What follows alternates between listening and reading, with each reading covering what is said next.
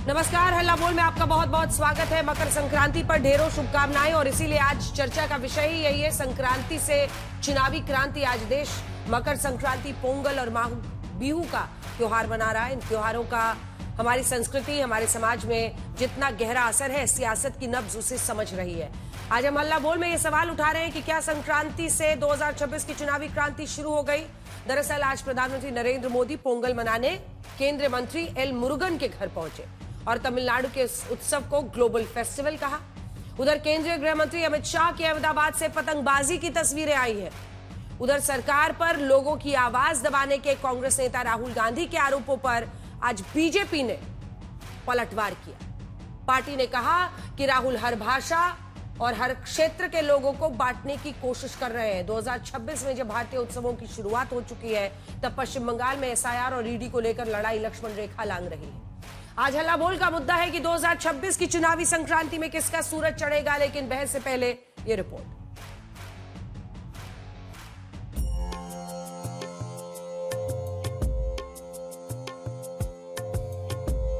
(2026) में भारतीय संस्कृति और त्योहारों की शुरुआत पोंगल, माघ बिहू और संक्रांति के पर्व से हो गई है।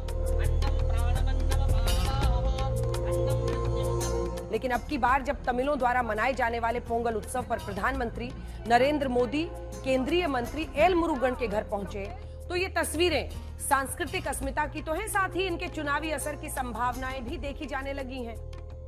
तमिल संस्कृति दुनिया की सबसे प्राचीन जीवित सभ्यताओं में से एक है। तमिल संस्कृति सदियों को जोड़ती है। वो इतिहास से सीखकर वर्तमान को आगे का रास्ता दिखाती है। पोंगल त्योहार में हिस्सा लेने से पहले प्रधानमंत्री मोदी ने तमिलनाडु और साथ ही माघ बिहू पर असम को खुली चिट्ठी भी लिखी। गौरतलब है कि 2026 में तमिलनाडु और असम में चुनाव होंगे। इसके अलावा केरल, पश्चिम बंगाल और पुडुचेरी में भी नई सरकारें चुनी जाएंगी। इनमें से तमिलनाडु, केरल और पश्चिम बंगाल में बीजेपी कभी सत्ता में नहीं रही।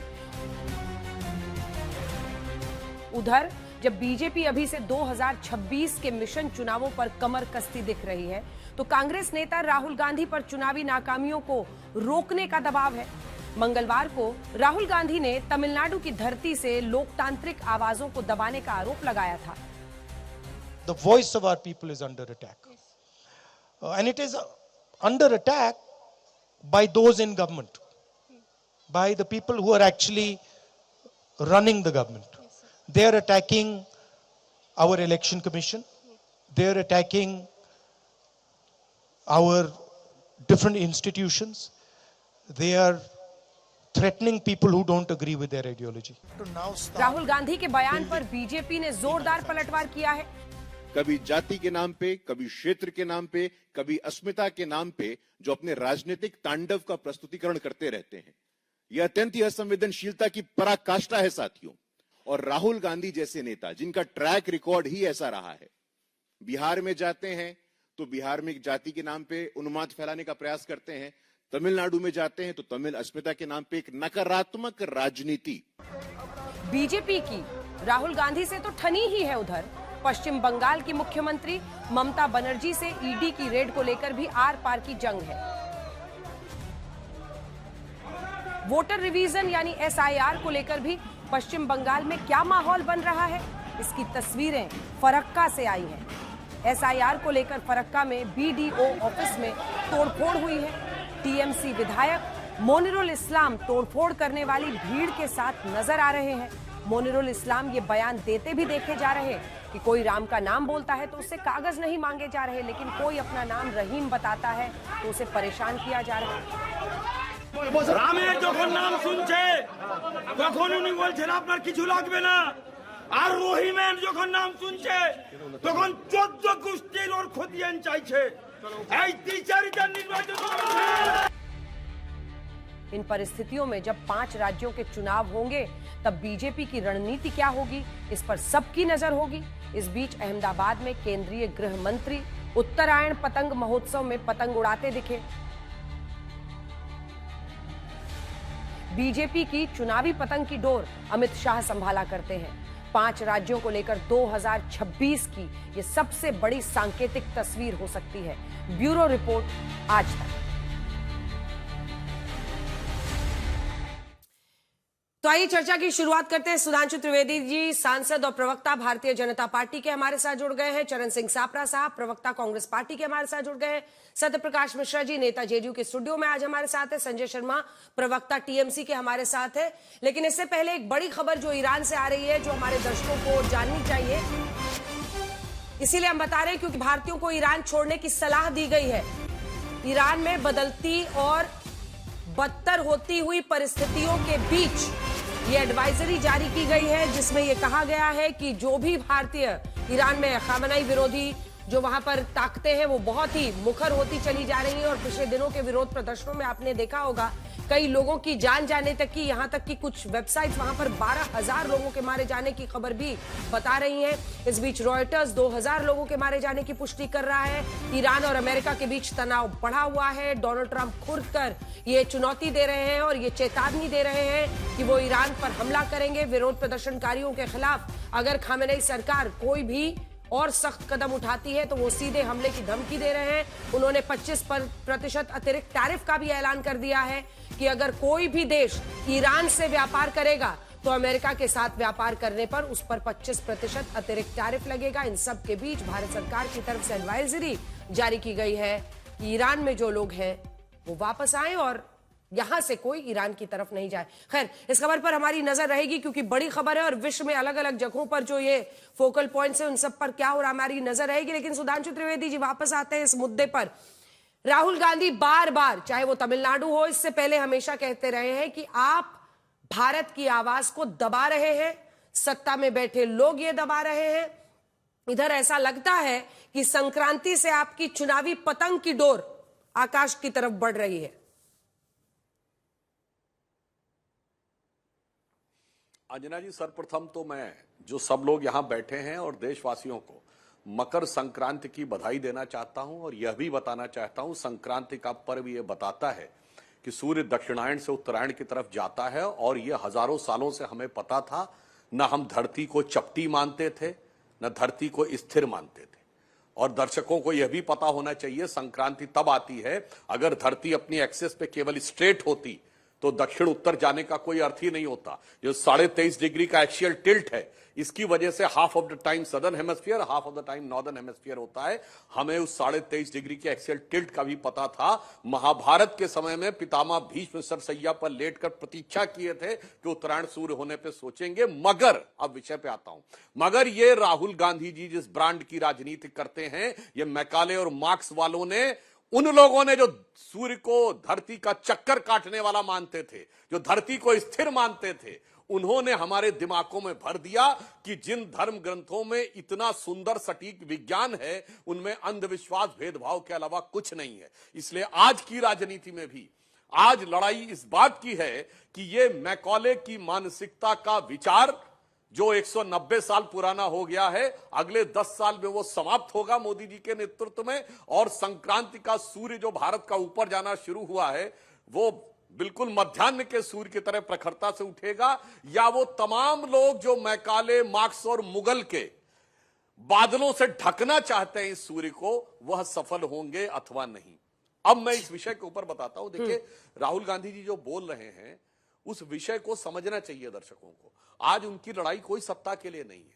आज कांग्रेस की छटपटाहट है कि विपक्ष उसका नेतृत्व स्वीकार करे रखे, क्योंकि 2024 के बाद इंडी गठबंधन तार तार होता हुआ दिख रहा है। आम आदमी पार्टी दिल्ली में छोड़ के चली गई, उत्तर प्रदेश में समाजवादी पार्टी ने बाई इलेक्शंस में साथ नहीं दिया, तृणमूल कांग्रेस कोई इनको बंगाल में साथ देने वाली नहीं है, मुंबई म्युनिसिपल कॉर्पोरेशन इलेक्शंस में क्या हो रहा है सब दिख रहा है। उससे बड़ी चुनौती राहुल गांधी जी के सामने यह है कि कांग्रेस के अंदर उनके नेतृत्व की आधिकारिकता बरकरार रहे।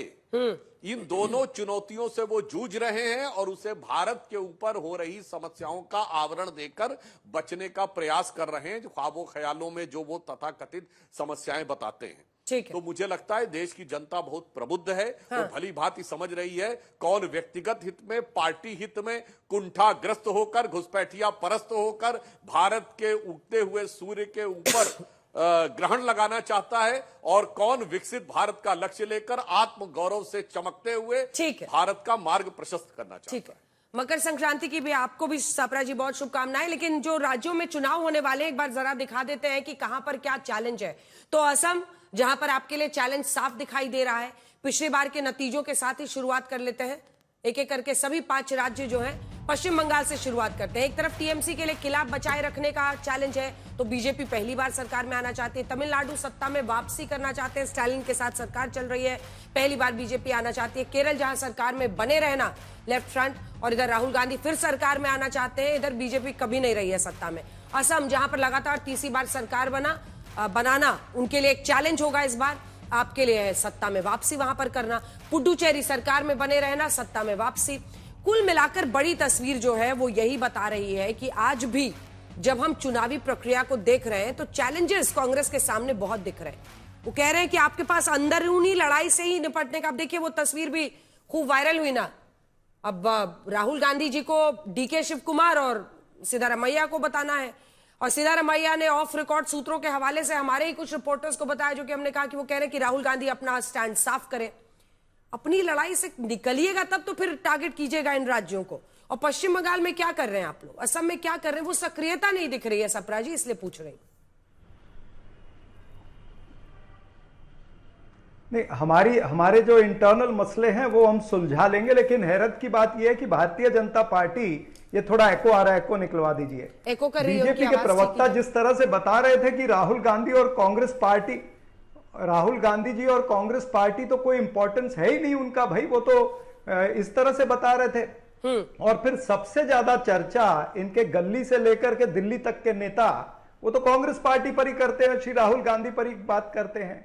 अब ये मैकेले की बात कर रहे थे। मैं इनको बता दूं कि देश की जनता, और ये जो 5 राज्यों में चुनाव होने जा रहे हैं, चाहे वो पश्चिम बंगाल है, केरल है, तमिलनाडु है, पुदुचेरी है, ये सब जगह में, आसाम में भी, जनता जानती है कि आपके काले इरादे क्या है। आप मैकेले की बात करते, मैं आपके काले इरादे की बात करता हूं। जनता जानती है कि आपकी दुकान में ज्यादा सामान नहीं है, आप वही ध्रुवीकरण करोगे, वही हिंदू मुसलमान करोगे, वही घुसपैठियों की बात करोगे, ध्रुवीकरण करने का काम करोगे, और फिर आपके साथ में एक सपोर्ट सिस्टम तो चल ही रहा है भाई। ईडी है, आईटी है, सीबीआई है, ये सब आपके अग्रिम संगठन चल ही रहे हैं। ये आने वाले दिनों में देखिएगा किस तरह से विपक्ष पर हमला इनका शुरू हो जाएगा। पहले भी हमने देखा है, ईडी का रिकॉर्ड क्या सबसे छुपा है क्या? ईडी ने जितने भी केस दर्ज किए हैं पिछले 10 सालों में, वो सारे विपक्ष के नेताओं पर किए हैं, और कन्विक्शन रेट 1% है। वो मिश्रा जी को तो आपने कितनी बार एक्सटेंशन देते जा रहे थे जब तक आपको सुप्रीम कोर्ट ने नहीं रोका था। तो ये तमाम सारी बातें हैं, ये जनता जानती है कि आप क्या खेल कर रहे हो। और फिर एसआईआर के जरिए से किस तरह से निर्वाचन आयोग और निर्वाचन आयुक्त आपकी मदद कर रहा है। ये एसआईआर वोट चोरी का हथियार बन चुका है, और निर्वाचन आयुक्त जो है वो एक न्यूट्रल अंपायर नहीं है, वो भारतीय जनता पार्टी के गोलकीपर बन करके खड़े होते हैं। और एक आप चाहते हो कि आपकी कस्टमाइज्ड वोटर लिस्ट बना दे ईसीआई, ये आपका प्रयास है। पहले क्या होता था कि जनता जो है, वोटर जो है वो सरकार चुनता था। आज क्या हो रहा है, सरकार चुनती है कि उसका वोटर कौन होगा। ये दुर्भाग्य है। निर्वाचन तो आयोग में एक काउंटर क्वेश्चन है, आप ही जवाब दीजिएगा। तो 5 राज्यों में आपका प्रेडिक्शन है कि इन संस्थाओं की मदद से बीजेपी जीत रही है 5 राज्य में, या कुछ राज्यों में वो मदद नहीं लेंगे, कुछ राज्यों में मदद ले लेंगे? बिल्कुल, ये मैं ये कह रहा हूं कि ये संस्थाओं की मदद लेते आए हैं और लेते रहेंगे। जनता जो है वो जानती है कि ये इस तरह का चुनाव होने वाला है, लेकिन इनकी राह मेरे सवाल का भी तो जवाब दीजिए ना सर, मेरे सवाल का जवाब दीजिए। 5 राज्य है ना, अरे 5 राज्य है सर, एक सेकंड सापरा साहब, 5 राज्य है। केरल में इनकी कभी सरकार नहीं बनी है, तमिलनाडु में कभी नहीं बनी है, आप पश्चिम बंगाल कभी नहीं बनी है। आप ये कह रहे हैं कि इन संस्थाओं की मदद से अब बीजेपी यहां भी सरकार बना लेगी, या कुछ राज्यों में ये मदद नहीं लेते हैं? ना, मैं ये कह रहा हूं कि इन संस्थाओं की मदद ये लेते रहे हैं और इन चुनाव में लेंगे। मैंने ये नहीं कहा कि ये सरकार बना लेंगे। मैं ये कहता हूं कि पश्चिम बंगाल में भी इनकी सरकार नहीं बनेगी। असम के अंदर इन्होंने लोगों को झूठे वादे किए हैं। इनका विजन डॉक्यूमेंट पढ़ के आए क्या? 2016 में आपने कहा था कि 25 लाख लोगों को हम नौकरियां देंगे असम के अंदर। 1 लाख मात्र नौकरियां मिली हैं पिछले 10 सालों के अंदर। क्या जवाब दोगे? आपने इंडिजिनस लोग जो वहां के हैं, जो 6 कम्युनिटी हैं, उनको कहा था कि हम आपको संरक्षण देंगे, कोई संरक्षण नहीं दिया। वो सारे सड़कों पर जो है प्रदर्शन कर रहे हैं। और टी गार्डन के जो नौकर हैं उनको आपने क्या कहा था? मिनिमम वेजेस कहा था 351 रुपए, अभी तक 250 रुपए ही हुआ है 10 सालों में। कहां है भारतीय जनता पार्टी? तो असम में भी आपको तगड़ी स्पर्धा है। केरल के अंदर आप 0 पे हैं, तमिलनाडु में आप 0 पर हैं, पुदुचेरी के अंदर भी आपको तगड़ी स्पर्धा मिलेगी। ज्यादा खुश मत होइएगा। ठीक है, सत्यप्रकाश जी एक जल्दी से आप कमेंट, उसके बाद सुधांशु जी आ रही हूं। मैं क्या कहूं, कांग्रेस के अपना संक्रांति काल वो मनाती है। अगर संस्कृति के महापर्व पर कांग्रेस ये स्पष्ट राय रखती है और सूर्य के उत्तरायण को अगर सुधांशु जी कुछ अगर सांस्कृतिक पृष्ठभूमि से जोड़ते हैं तो कांग्रेस को उसका स्वीकार करना चाहिए था और स्वागत करना चाहिए था। उनको समझ नहीं आएगा। राहुल गांधी जी की जी कांग्रेस पार्टी है, वो भारत की तमाम सांस्कृतिक विरासतों को धता बताकर आगे बढ़ रही है। वो आगे इसी रास्ते पर बढ़ेगी। मैं उनका स्वागत करता हूं। आप इसी रास्ते आगे बढ़े कि सरकार मदद ले रही है संस्थाओं से, सरकार मदद ले रही, जबकि सरकार सिर्फ जनता की मदद करती है, उसके लिए काम करती है और फिर चुनकर वापस आती है। कांग्रेस पार्टी भी कहीं कहीं सरकार बना लेती है, उसकी सीट भी 99 हो जाती है, उस पर वो हश्र मना ले जाते हैं। सवाल क्या है कि आखिर कांग्रेस एक नए ट्रेंड में कौन सी राजनीति को में जहर फैला रही है? एक झूठ की राजनीति का बादल वो लगातार फैला रही है। उसे न मतलब है संविधान से, लेकिन वो संविधान हाथ में लेकर घूम रही है।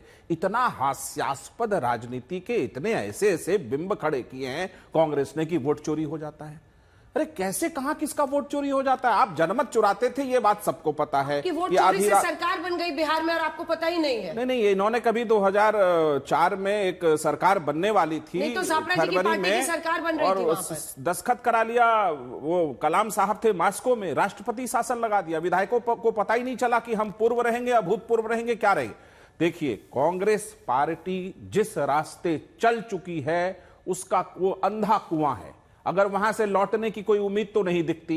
इन झूठ का जवाब देते देते हम लोग थक गए हैं। वो लगाते रहे चुनाव आयोग पर आरोप, वो लगाते रहे सुप्रीम कोर्ट में बहस जारी है, वहां SIR पे रोज डिबेट हो रहा है, लेकिन वहां इनको रोज मुंह की खानी पड़ रही है। एक ब्लर लाइन है कि कौन होगा नागरिक वही होगा वोटर। तो क्या इस देश का वोटर लिस्ट वैसे ही छोड़ दे? 47 वाला उठा के ले आए, 52 वाले चुनाव का वोटर लिस्ट। कांग्रेस यही चाहती है, पहुंच जाए उसी बैलेट पे जिसको कांग्रेस लूटती रहती थी लोकतंत्र में। लूट कर सरकारें बनाई और कहीं विपक्ष की सरकारें बन गई तो उसको संविधान ताक पे रख के उसको बर्खास्त करती रही। अगर आज भी राहुल गांधी जी वापस नहीं लौटे मूल्यों की राजनीति पर, सकारात्मक राजनीति पर, तो शायद ये सापरा जी भी कांग्रेस छोड़कर भाग जाएंगे। बहुत लोग तो भाग ही रहे, जमीन पे कार्यकर्ता है नहीं। BLA एक होता है सापरा जी, पता होगा आपको। आपकी पार्टी का बिहार में कोई दिखा नहीं था मुझे किसी गली मोहल्ले में। हाँ, एक कार्यकर्ता दिखा जो गाली देकर के निकल गया प्रधानमंत्री जी को। सारी नकारात्मक राजनीति की पोटली उठाकर कांग्रेस इस देश में घूम रही है। लोगों ने उस पोटली को उठाकर अपने घरों से फेंक दिया है। ये धनु राशि से मकर राशि में आया सूर्य इक्विनॉक्स की तरफ बढ़ता, दिन रात बराबर होगा। कांग्रेस की सीटें बराबर नहीं होंगी और जो आप पक्ष बराबर नहीं होगा। नहीं, ये नहीं होगा, नहीं हो सकता है, अब नहीं होगा। कांग्रेस टीएमसी तो दमदार है, कोई आसान है क्या ममता को चैलेंज करना? वहां टीएमसी जो सीक्रेट पोटली लेकर ममता जी ईडी के रेड में भागी है ना, उसी से पता चल रहा है कि उनकी जमीन हिली नहीं, खिसक गई है। सीक्रेट पोटली में क्या है? कुछ तो था ऐसा कि देश का मुख्यमंत्री, संवैधानिक पद पर बैठा मुख्यमंत्री जाकर के ईडी रेड से एक फाइल लेके भाग जाता है। क्या था ऐसा? क्या भागने की जरूरत? तो संजय जी बताएंगे। अच्छा, अगर उनकी रणनीति ही थी तो मीडिया को दिखा देते, देखिए मेरी रणनीति है। संजय जी बताएंगे, एक बार रुक जाइए सापरा साहब, क्योंकि सीधा टीएमसी पर आरोप है। लेकिन उससे पहले हम दिखाना चाहते हैं, आपके एमएलए हैं संजय जी, टीएमसी के ही एमएलए हैं, और उन्होंने जिस तरह से कहा है कि अगर कोई मुस्लिम होता है तो उसके पीछे पड़ जाते हैं, उसकी सारी पीढ़ियां खोजने लगते हैं। कौन कर रहा है ये? BLO कर रहा है, BLA कर रहा है, कौन कर रहा है ये? देखिए, मैं आपकी बात पर आता हूं अंजना जी। हाँ। लेकिन उसके पहले आज मकर संक्रांति की आप सभी को शुभकामनाएं दे दूं। आपको भी। भगवान परमपिता परमेश्वर अवश्य ही 2011 से जो देश में राजनीतिक और सामाजिक संक्रमण काल इन अधिनायकवादियों के नेतृत्व में चल रहा है, एक दिन इससे भी देश को मुक्ति मिलेगी। 3 साल एक्स्ट्रा दे दिया आपने इनको। हाँ, 3 साल एक्स्ट्रा दे दिया। ये 14 में आए हैं, 11 में नहीं आए हैं। नहीं, ये 14 में आए हैं और 29 तक इनका टेन्योर अब तो है ही ना भाई। तो जरूर ईश्वर इस बार देश पर कृपा करेगा। और ये मैंने क्यों कहा, क्योंकि सनातन के नाम पर, धर्म के नाम पर आज वाराणसी में हम देखते हैं तो मणिकर्णिका घाट को तोड़ा जा रहा है। इनके पितृ संगठन की 5 स्टार ऑफिस के बाहर सदियों पुराने एक मंदिर को तोड़ डाला गया। नहीं तो ये जो तोड़फोड़ हो रही है, जरा इस पर भी बोलिएगा। एक बार तस्वीरें उनको दिखाई, टीवी है क्या सामने में? मैं जरूर आ रहा हूँ। हाँ, ये देखिए, ये आपके एमएलए लीड कर रहे हैं। मैं जरूर आ रहा हूँ उस पर। और आज ये गुस्सा इस बात पर है, मोनिरुल इस्लाम। और आज ये गुस्सा इस बात पर है अंजना जी कि उनका जो स्टेटमेंट था वो आपने भी सुना और ये मैंने भी सुना और सब लोगों ने सुना। जब ऐसा होगा तो स्वाभाविक तौर पर लोगों में गुस्सा होगा। अच्छा, आप इसको जस्टिफाई कर रहे हैं। प्रक्रिया, एसआईआर की जो प्रक्रिया चुनाव आयोग को एक अच्छा समय लेकर करनी चाहिए थी, वो इतने कम समय में चुनाव आयोग कर रहा है। 40 से ज्यादा बीएलओ की जाने जा चुकी हैं और इनकी लाइनों में हियरिंग चेंज कर रहे हैं। संजय जी, एक बार संजय जी को मेरे साथ दिखाई। संजय जी, एक सेकेंड। अब आप गोल पोस्ट चेंज कर रहे हैं। या तो बीएलओ परेशान है या बीएलओ ही बदमाशी कर रहे हैं, क्योंकि वहां पर तो जो जमीन पर होता है वो बूथ लेवल ऑफिसर ही होता है ना चुनाव आयोग की तरफ से, जो लोकल अपॉइंटी होता है ना। तो या तो वो बहुत अच्छा काम कर रहे हैं, वही उत्पीड़ित लोग हैं, वरना ये कुर्सी चलाने की क्या जरूरत है? कौन गड़बड़ी कर रहा है वहां पर? नहीं sir, now you need to come to the point. कौन गड़बड़ी कर रहा है वहां पर? ग्राउंड पर कौन गड़बड़ी कर रहा है? अंजना जी, मुझे एक बात बताइए। निश्चित रूप से चुनाव आयोग की जो व्यवस्थाएं हैं उससे गड़बड़ी हो रही है। कौन कर रहा है? आप सोचिए, चुनाव आयोग को इसकी जिम्मेदारी लेनी पड़ेगी। कौन कर रहा है संजय जी? चुनाव आयोग। मतलब जमीन पर उसका कौन सा रिप्रेजेंटेटिव है जो गड़बड़ी कर रहा है? कौन नहीं है। जो चुनाव आयोग, चुनाव प्रक्रिया में जो लोग शामिल है, एसआईआर प्रक्रिया में जो लोग शामिल हैं, वो सब चुनाव आयोग के द्वारा अपॉइंटेड हैं। और चुनाव आयोग को यह सुनिश्चित करना चाहिए कि किसी को भी कुछ दिक्कत ना हो, किसी को भी कोई असुविधा ना हो। हम बार बार चुनाव आयोग से कह रहे हैं, संजय कि आपको एक समय लेकर बीएलओ कौन होता है? करना चाहिए। बीएलओ कौन होता है? वो तो राज्य के कर्मचारी होते हैं ना, जिसको बीएलओ अपॉइंट किया जाता है। वो तो लोकल अपॉइंटीज होते हैं ना वहां पर। हाँ, तो राज्य सरकार के ही कर्मचारी होते हैं ना जिसको अपॉइंट किया जाता है। अगर मैं गलत कह रही हूँ तो मुझे करेक्ट कर दीजिएगा। आप मुझे एक बात बताइए। उनको अपॉइंट तो चुनाव आयोग करता है। उनको दिशा निर्देश चुनाव आयोग दे रहा है। और आपको जानकारी, आप ये भी जानती होंगी कि इन दिनों चुनाव आयोग व्हाट्सएप पे डायरेक्टिव इश्यू कर रहा है, व्हाट्सएप पे ग्रुप बना के ऑर्डर दे रहा है। उसके लिए हमारे एमपी डेरेक ओब्रायन साहब सुप्रीम कोर्ट में भी गए हैं और सुप्रीम कोर्ट ने भी इसको माना है कि ये चीज ठीक नहीं है। ठीक है, वो बात समझ में आती है, लेकिन ये कुर्सी और ये सब चलाना ठीक है क्या? बताइए, विधायक जी अगर ऐसा करने लगे। ये भी गलत है। चुनाव जो भी प्रक्रिया है उसमें हमें शांतिपूर्ण गणतांत्रिक तरीके से व्यवहार करके लोगों के बीच में अपनी बात रखनी चाहिए और सुनवाई के बहुत सारे तरीके हैं, उनको अपनाना चाहिए। ऐसा वातावरण तैयार करने की कोई आवश्यकता नहीं। विधायक जी की बात आई क्या? जरा सुना दे उस पर। सुधांशु जी से मैं जवाब लेना चाहती हूँ। विधायक जी क्या कह रहे हैं पहले सुनिए सुधांशु जी, फिर जवाब दीजिए। রামের যখন নাম শুনছে তখন উনি বলছেন আপনার কিছু লাগবে না, আর রহিমের যখন নাম শুনছে তখন 14 গোষ্ঠীর ওর খতিয়ান চাইছে। এই দ্বিচারিতার নির্বাচন করেছে। मोनिरुल इस्लाम एमएलए टीएमसी के कह रहे हैं कि अगर कोई अपना नाम राम बताता है तो उससे कुछ नहीं मांगते, अगर कोई रहीम बताता है तो 15 पीढ़ियों के पेपर मांग रहे हैं, कागज मांग रहे हैं, हिसाब मांग रहे हैं। सुधांशु त्रिवेदी जी, इसी वजह से ये तोड़फोड़ हुई है, जवाब दीजिए। टारगेट कर रहे हैं मुस्लिम्स को। पहली बात, जो ये कह रहे हैं मुस्लिम्स टारगेट हो रहे हैं, तो पिछले 50 साल में मुस्लिम जो 20% हुआ करता था, 18-19% आज के पश्चिम बंगाल में, वो 30% हो गया है। वो टारगेट होते होते तो हो गया है। और तृणमूल कांग्रेस के या कांग्रेस के मुंह से शब्द नहीं निकलेगा, द मोमेंट मोनिरुल इस्लाम आ गया, अरे इस्लाम आ गया तो सजदे में निगाह झुक गई। और जहां तक ये तृणमूल कांग्रेस के विधायक महोदय बोल रहे हैं, तो इनके मंत्री हैं फरहाद हाकिम ओपनली बोल चुके हैं, अपनी कॉन्स्टिट्यूएंसी को दिखा के मिनी पाकिस्तान है, पाकिस्तान के पत्रकार को दिखा के भेजे और पत्रकार वहां छपा भी। मगर एक बात मैं और गंभीर कहना चाहता हूं, ये जो मुस्लिम समाज की बात करते हैं, मैं विनम्रता से कहना चाहता हूं अंजना जी, हम लोग नहीं जोड़ते तो मुस्लिम समाज ही अपनी पीढ़ियां जोड़ने लगता है बाहर से जाके। कोई कहने लगता है 10 पीढ़ी पहले तो वो कोई तुर्की से आया था, तो कोई अपने को अफगान बताने लगता है, तो कोई अपने को अरब बताने लगता है। पूछिएगा कितने सैयद और कुरैशी जो है मानते हैं कि वो हिंदुस्तान के हैं। तो हम नहीं कह रहे भाई, आप एलानिया कहते हो कि आप बाहर के हो, और उसके बाद आप कहते हो कि 15 पीढ़ी का पूछा जा रहा है। 15 पीढ़ी पहले आज मुसलमानों की सबसे बड़ी मस्जिद दिल्ली की जामा मस्जिद के शाही इमाम खुद 15 पीढ़ी से 15वीं पीढ़ी है उनकी या 14वीं पीढ़ी है, जो वो कहते हैं शाहजहां के जमाने में आए थे बाहर से और आज तक हैं। इसलिए वो ना समझाएं कि कौन कहां से, वो जोड़ते वैसे है कोई बाहर का नहीं, सबका डीएनए यहीं का निकलेगा, मगर वो खुद ही जोड़ते हैं।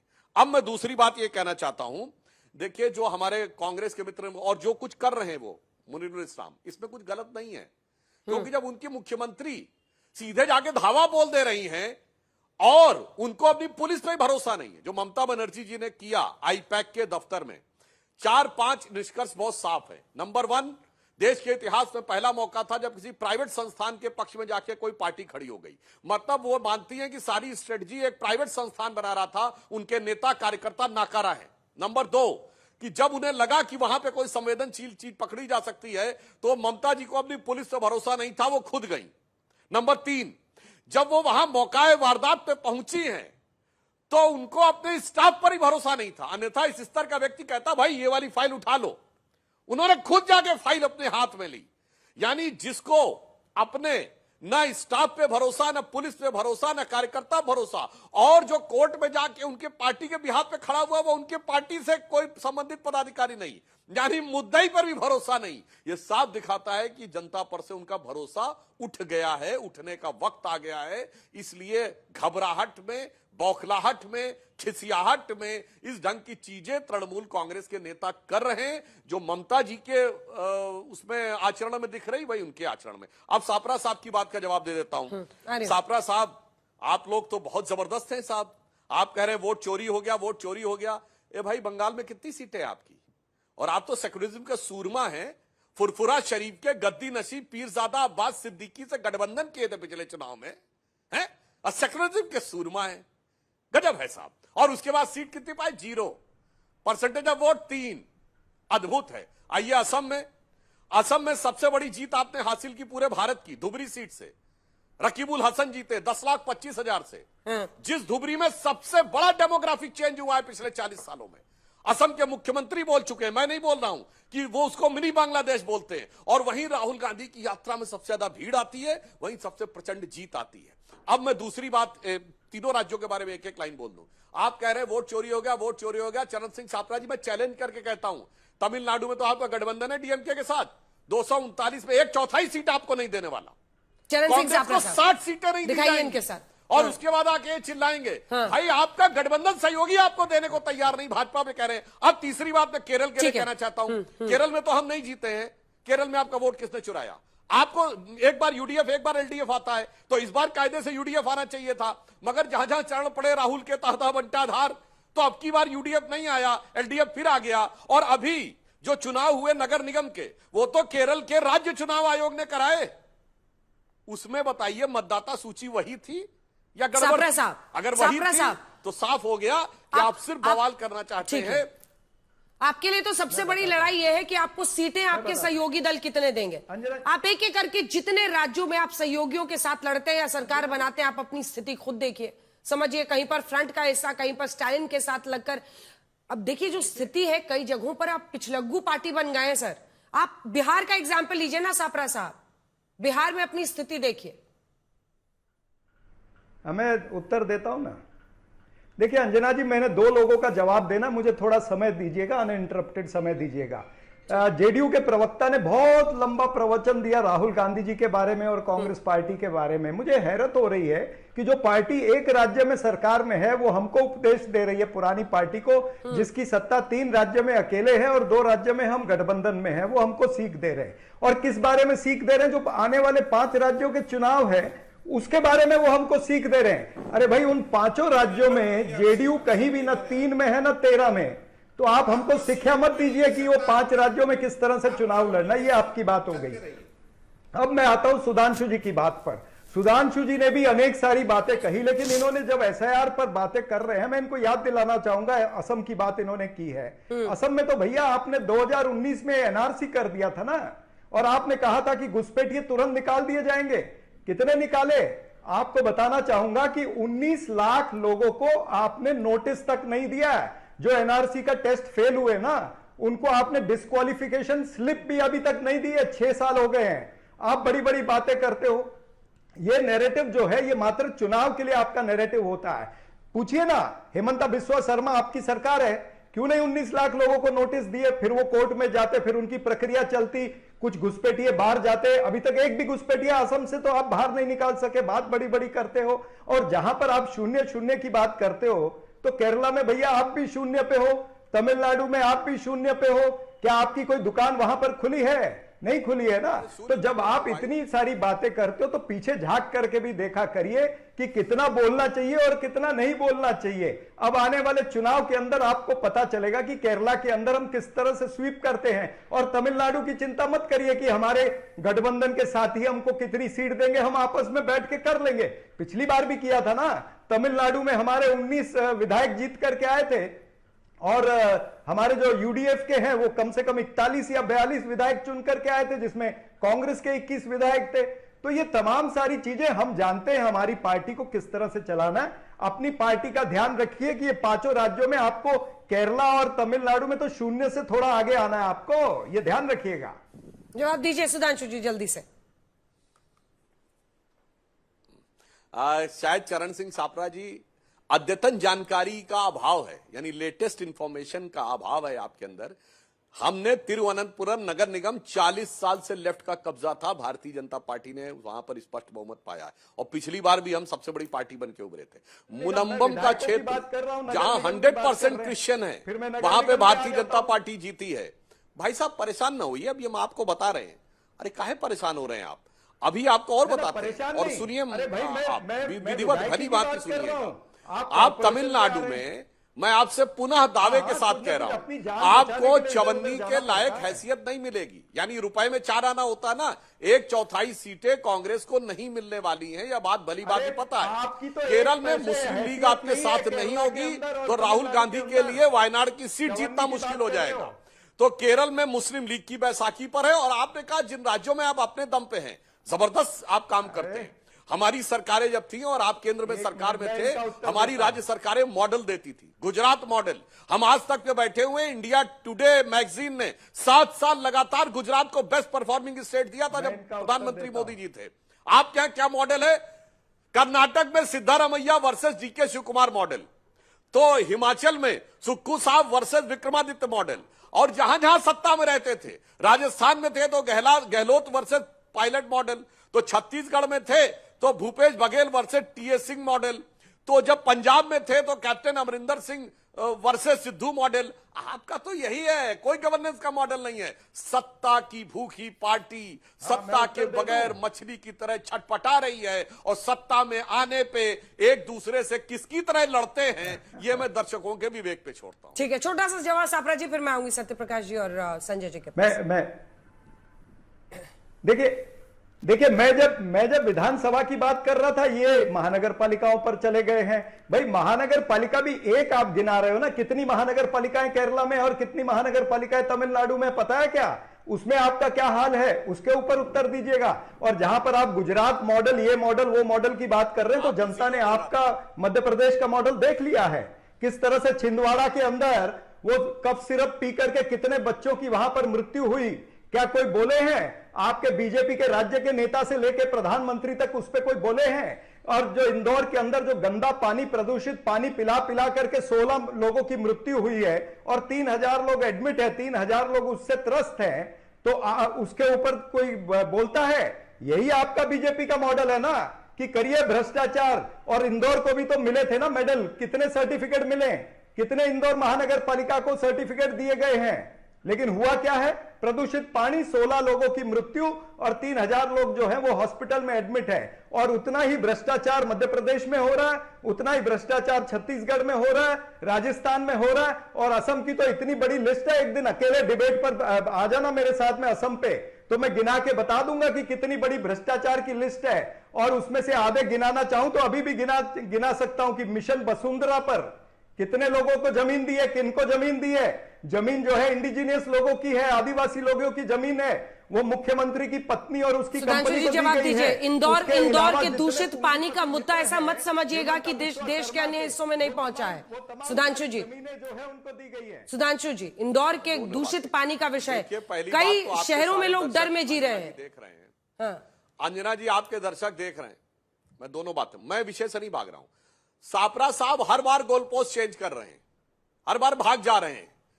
अब मगर मैं भागूंगा नहीं। सापरा साहब, वो जो कप सिरप का मामला है, वो कप सिरप बनाने वाली कंपनी किस राज्य से है? हाँ तो सुनिए। अरे भाई भाग रहे हैं, आपने कोई जवाब नहीं दिया उन सारी चीजों का। किसी भी राज्य से हो, ज्यादा अब्बास सिद्दीकी से लेके और नगर निगम छोड़िए। अब मैं आपके वाले विषय पे देखता हूं। अब मैं आपकी तरह भागूंगा नहीं, मैं आपके ही पॉइंट पर रहूंगा। आपके मुख्यमंत्री ने क्या कहा कि जब लोग मरेंगे तब हम आप कार्रवाई करेंगे। मेरे टर्न पे अच्छा, जवाब सुन लीजिए, जवाब सुन लीजिए। मैं समझ रहा हूं कि आपकी समस्या है। अब सुनिए, कप सिरप बनाने वाली कंपनी तमिलनाडु की, वहां किसकी सरकार है भाई साहब? आपकी सरकार। अब मैं बताता हूं, मध्य प्रदेश में इंदौर में जो घटना हुई है वो दुखद है और सरकार उसके ऊपर सतर्क है, कार्रवाई कर रही है। मगर सापरा साहब, यही मध्य प्रदेश था, यहां उससे भयानक घटना हुई थी, भोपाल गैस त्रासदी। हजारों लोग मारे गए थे, लाखों लोग अपाहिज हुए थे, और एक विदेशी कंपनी यूनियन कार्बाइड के चीफ एंडरसन को सरकारी जहाज में बैठा के भगाया गया था। आज भारत की कंपनियों के खिलाफ चिल्लाने वाले लोग विदेशी कंपनियों की मदद करने के लिए मध्य प्रदेश के लोगों की जान की कीमत पर क्या सौदा किया था, वो लोगों को याद है। और उसका कंपनसेशन क्या मिला था? अगर अमेरिकन अदालत में मुकदमा होता तो हर व्यक्ति को लाखों रुपए मिलता। मगर राजीव गांधी की सरकार ने षड्यंत्र किया, सबसे लिखवाया कि भारत में मुकदमा करेंगे, और भारत में मुकदमे में इतना लचर केस रखा, किसी को कुछ नहीं मिला, ठेंगा मिला। इसलिए साफ समझ में आता है कि लोगों की जान की कीमत विदेशी कंपनियों के आगे नतमस्तक होकर कांग्रेस ने कैसे सौदागरी की है, इसी मध्य प्रदेश में सबको पता है। हम तो ईमानदारी से, दृढ़ता से कार्रवाई करेंगे। ठीक है सापरा जी, आपके सामने ना एक क्राइसिस है, उस क्राइसिस को आप समझकर देखिए। आप खुद कह रहे हैं कितने बड़े बड़े मुद्दे हैं, लेकिन उन मुद्दों पर जनता आप पर भरोसा करे या नहीं, ये चैलेंज है। आप समझ रहे हैं? ऐसा नहीं है कि महंगाई, बेरोजगारी ऐसे मुद्दे नहीं है जिससे लोग रिलेट करते हैं, या फिर ये इंदौर का दूषित पानी, लेकिन उनको यही लगता है कि इस प्रॉब्लम होते हुए भी इसको हैंडल कौन कर पाएगा। आप पर वो टिक मार्क नहीं लगाते हैं, वो वापस इन पर लगा देते हैं कई जगहों पर। और ऐसे अनेकों इश्यूज हम लगातार देख रहे हैं। आपके लिए क्रेडिट, आपने फ्रेंडली फाइट कहा था ना, रोज मुझ पर गुस्साते थे कांग्रेस के प्रवक्ता, हम फ्रेंडली फाइट लड़ रहे हैं ना, आपको क्या प्रॉब्लम है। फ्रेंडली फाइट क्या होता है सर? पैर पर कुल्हाड़ी है उसका दूसरा नाम। मैं इसका उत्तर देता हूं, मैं इसका उत्तर देता हूं ना जी। देखिए, आपने टिकमार्क की बात की, यानी टिकमार्क न लगे और ये भोपाल गैस ट्रेजेडी की बात करके पतली गली से निकल जाए, यानी इनको सर्टिफाई कर दे, इनको क्लीन चिट दे दें। क्या ये भोपाल गैस ट्रेजेडी की बात करके अपने मुख्यमंत्री को, अपने प्रशासन को और इंदौर महानगर पालिका को क्लीन चिट दे रहे हैं? क्या ये कैलाश विजयवर्गीय को क्लीन चिट दे रहे हैं, जो कहते हैं पत्रकारों को कि फालतू सवाल मत पूछिए या घंटा बजाइए? घंटे की बात करने वाले व्यक्ति को आप क्लीन चिट दे रहे हैं। शर्म आनी चाहिए आपको सुधांशु जी, नेशनल चैनल पर बैठ करके आप पुरानी बातें कह करके और अभी की बातों पर क्लीन चिट पर्दा डालना चाहते हैं। ये गलत राजनीति है। ये पूरा कर रहे हैं, आपसे जवाब लेते हैं। टिक मार्क अगर पहले नहीं लगा तो अब आने वाले दिनों में टिक मार्क लग जाएगा। अब आने वाले दिनों में टिक मार्क लग जाएगा। ये वो पार्टी है जो हमेशा लड़ती रही है, पहले लड़े थे, जो नीचे जाता है वहीं से तो ऊपर आता है, और इसलिए वो कह रहे हैं कि यहाँ से अब टिक मार्क भी लग जाएगा। ऐसे मुद्दे उठा रहे हैं जो जनता से। अगर कमीज में छोटी सी छेद हो तो उसको रफू कर काम चलाया जा सकता है। कांग्रेस पार्टी की पूरी की कमीज ही तार तार हो गई है। उसके पाप के घड़े इतने बड़े हैं कि जनता उस पर भरोसा करती नहीं है। भोपाल गैस को वो छोटा सा बता रहे हैं। इंदौर में जो घटना हुई सापरा जी, किसी भी राज्य सरकार के लिए शर्म का विषय है, और राज्य सरकार को उस पर कार्रवाई बिल्कुल करनी पड़ेगी, और वो कर रही है। हर घर नल का जल कभी पहुंचाने का सपना आपने दिखाया था सापरा जी, आपकी पार्टी ने, नीतीश कुमार जी का मॉडल आया, हर घर नल का जल, पूरे देश ने अनुसरण किया उसका। आपके पास एक मॉडल है, वो मॉडल है परिवारवाद का भीषण भयंकर मॉडल। डमरू बजाओ, नहीं जीते तो वोट चोरी का आरोप लगा के चल दो। जनता के मुद्दों से आपका सरोकार है नहीं बचा हुआ। सापरा जी, इस बात को समझ लीजिए, जिस पार्टी की बैटिंग आप बहुत तेजी से करते हैं, उस पार्टी के पास जितने बल्लेबाज हैं ना, उसमें राहुल गांधी एक ऐसा बॉल फेंक देते हैं कि सारे बल्लेबाज क्लीन बोल्ड हो जाते हैं। मैं उन पर जाना नहीं चाहता, यह आपकी पार्टी का विषय है। लेकिन आज जो देश के सामने विषय है, यदि 4 राज्य सरकारों का चुनाव होने जा रहा है 2026 में, तो वेस्ट बंगाल पे सापरा जी बड़ी चालाकी से चुप हो गए। वहां अधीर रंजन चौधरी बोलते हैं ममता जी के खिलाफ, यहां राहुल गांधी जी ममता जी को सर्टिफिकेट भी दे देते हैं, सापरा जी भी दे देते हैं। सवाल ये फ्रेंडली फाइट, जो सिर्फ फुटबॉल फाइट आप लोग करते हैं, करिए, इससे राजनीतिक मकसद हासिल नहीं होगा और जनता से जुड़े सरोकारों का जितना मुद्दा है उसको आप बेदखल करने की कोशिश राजनीतिक मंचों से करने का लगातार प्रयास कर रहे हैं। एसआईआर ने एक मैसेज दिया देश के सभी राज्यों में कि वोटर लिस्ट दुरुस्त होगा और वो संविधान सम्मत होगा। सुप्रीम कोर्ट ने उस पर रोक नहीं लगाई। आपकी वोट चोरी का कैंपेन फुस उड़ गया, क्योंकि वोट चोरी एक ऐसी कोरी कल्पना आपने थोपी है भारतीय राजनीति में जो किसी के गले नहीं उतर सकता। इतना बड़ी संख्या है मतदाताओं का, उसका कोई वोट चोरी नहीं कर सकता। दिमाग का बैटरी चोरी हो गया हो तो जरूर बदलवा लीजिए, मुझसे कहिएगा चंदा करके बदलवा दूंगा। सकारात्मक राजनीति पर लौटिए, नहीं लौटेंगे एक थी कांग्रेस, वो हाल हो सकता है। छोटा सा जवाब सापरा जी, छोटा सा जवाब, जिसके बाद मैं संजय जी के पास जाऊंगी। छोटा सा जवाब, क्योंकि डायरेक्ट अटैक। नहीं, मैं यही कह रहा हूं कि जेडीयू के प्रवक्ता, मुझे तो हैरत होती है कि इतना बड़ा प्रवचन देते। कम से कम नीतीश कुमार जी से पूछ के आइए कि इंदौर में जो मौतें हुई है उनको क्लीन चिट देना है या नहीं देना है। छिंदवाड़ा में जो मौतें हुई है, कहीं भी मौत होता है किसी भी राज्य सरकार में, पहले तो हमारी संवेदना है और बिल्कुल वो सरकारों की जिम्मेदारी बनती है। आपके सरकार की तरह नहीं कि एंडरसन को सरकारी गाड़ी से वहां से उठाया, सरकारी विमान से राष्ट्र प्रधानमंत्री के घर ले आए, उस एम्बेसडर कार में वो नीली बत्ती में घूम के नजर आए और प्रधानमंत्री के घर से चले गए अमेरिका। एक अपराधी रातों रात अमेरिका भेज गया। ये महापाप आपने क्या, आपको शर्म आती है? शर्म आती है आपको कि ये महापाप किया? क्या पानी के मसले में जो लोग दोषी पाए गए उसको किसी विमान से कहीं पहुंचा दिया गया? नहीं। लेकिन एक घटना हुई थी गोवा में, उसके अपराधी को थाईलैंड से उठाकर पुलिस भारत लेकर के आई। पता चला आपको या नहीं पता चला? इसको कहते हैं सरकारों का काम करना। परिंदा भी नहीं भाग सकता इस देश से, अपराध करके, और अगर भागेगा तो उसको अदालतें खींचकर हिंदुस्तान लाएंगी। आपकी तरह नहीं कि बचा लो एंडरसन को, चाचा लगते थे क्या एंडरसन? ऐसी लेकिन क्या रेलेवेंस है सुधांशु जी? अरे इंदौर में पानी से, दूषित पानी से, एक सेकंड, दूषित पानी से लोग मरे, इसमें एंडरसन को लाने से तो क्या रेलेवेंस है? मानता हूं क्या रेलेवेंस है सुधांशु जी? करने वाली तो बात फिर है, जो दोषी हैं बिल्कुल कार्रवाई होनी चाहिए और दोबारा ऐसा नहीं होना चाहिए। ऐसा विश्वास इसलिए जनता का भारतीय जनता पार्टी के सरकार के प्रति है क्योंकि वो बाकी मुद्दों पर मुस्तैद खड़ी नजर आई है, इसमें भी नजर आएगी। सुधांशु जी, चूंकि आप ही ने पहले एग्जाम्पल दिया था, इंदौर में दूषित पानी से लोग मर रहे हैं, तो आप एंडरसन याद दिलाइएगा उनको। हाँ, इसलिए कि वहां दोषी को सजा देने के बजाय भगाया गया। और अंजना जी इतना ही नहीं भगाया गया, कोई जाके चेक कर ले, मई 1985 में राजीव गांधी जी अमेरिका गए तो उनका एक दोस्त था आदिल शहरयार, जो अमेरिका की जेल में था, उसको वापस लाया गया। और न्यूयॉर्क टाइम्स ने लिखा कि एक डील थी कि एंडरसन को भारत सरकार सुरक्षित निकलने देगी, हजारों लोगों की हत्या करने वाले व्यक्ति को। हजारों लोगों की हत्या, अंतर समझिए अंजना जी।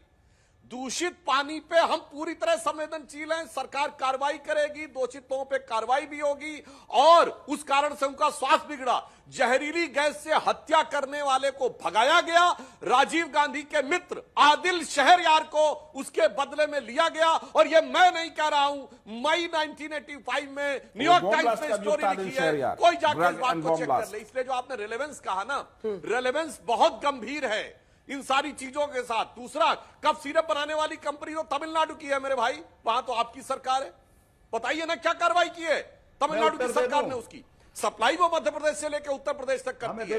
इसीलिए मैं कह रहा हूं, जड़ हर जगह इनकी है। ये तो हत्याओं पे सियासत करते हैं, हत्याओं पे सियासत करते हैं विदेशी कंपनियों के इशारे पे, मैं उत्तर और देता आज हूं। भी वही विदेश में ही घूमते हैं विदेशी कंपनियों के इशारे पे, आज भी भारत पे आरोप लगाते हैं विदेश के इशारे पे। और मैं लास्ट में एक और बात कह दूं, भाई साहब ये बताइए इंडी गठबंधन है कि नहीं इन चुनावों में? क्योंकि केरल में आप और कम्युनिस्ट लड़ेंगे, अधीर रंजन चौधरी जी कह चुके हैं there is no democracy in Bengal, और मल्लिकार्जुन खड़गे जी कहते हैं हम तो ममता जी के बगैर इंडी गठबंधन सोच ही नहीं कर सकते, तो to save the democracy in India. भाई साहब आप हैं कहां ये बता दीजिए, आप आपस में लड़ेंगे कि एक दूसरे से लड़ेंगे कि फिर इंडी गठबंधन आकर आपस में कहेगा? तो ये पहले स्पष्ट संजय जी एक बार बोल लें, उसके बाद संजय जी देखना चाहते संजय जी साथ में लड़ेंगे कांग्रेस को लेकर? अखिलेश जी ने तो अभी मैंने इंटरव्यू किया था, वो अभी से कह रहे हैं कि आने वाला विधानसभा चुनाव यूपी में साथ लड़ेंगे। कोई मामला है क्या गठबंधन का? देखिए, अभी तक जहां तक पश्चिम बंगाल की बात है, अभी तक गठबंधन की कोई बात हमारे नेतृत्व ने कही नहीं है। यदि कोई बात ऐसी होगी तो नेतृत्व द्वारा समय पर इसका खुलासा किया जाएगा, लेकिन हमें अभी दूर दूर तक इसके आसार नजर नहीं आते। लेकिन मैं सुधांशु जी से कहना चाहूंगा, सुधांशु जी, ये राजनीति, ये सत्ता सब जनता देती है, ये ताकत ये जनता के लिए काम करने से आती है। इंदौर में जो लोग मरे हैं उनके प्रति भी संवेदना पूरी दिखानी चाहिए। और आप गुजरात मॉडल की बात कर रहे थे, कुछ साल पहले गुजरात के सूरत शहर में भयानक अग्निकांड हुआ था और 3 तल्ले से बच्चों को कूद कूद कर जाने गंवानी पड़ी थी। सूरत शहर के अग्निशमन विभाग के पास 3 तल्ले तक जाने वाली सीढ़ी नहीं थी। तो कौन सा मॉडल विकास का है, कौन सा क्या है, इसे सोचना चाहिए। 1980 में आपकी पार्टी बनी है, आपकी भी बहुत जीरो से शुरुआत हुई है। आज ये सत्ता मिली है तो ये अहंकार सर चढ़कर नहीं बोलना चाहिए, जनता के लिए काम करते रहना चाहिए। लेकिन वही बात आप पर भी लागू होती है ना, कि सत्ता अगर है तो थोड़ा ना कि आप किसी की जांच पड़ताल को रोक देंगे, अधिकारियों को रोक देंगे हर जगह पर। अरे भाई, अरे अंजना जी, कोई हमारे घर में चोरी करेगा तो हम करेंगे क्या?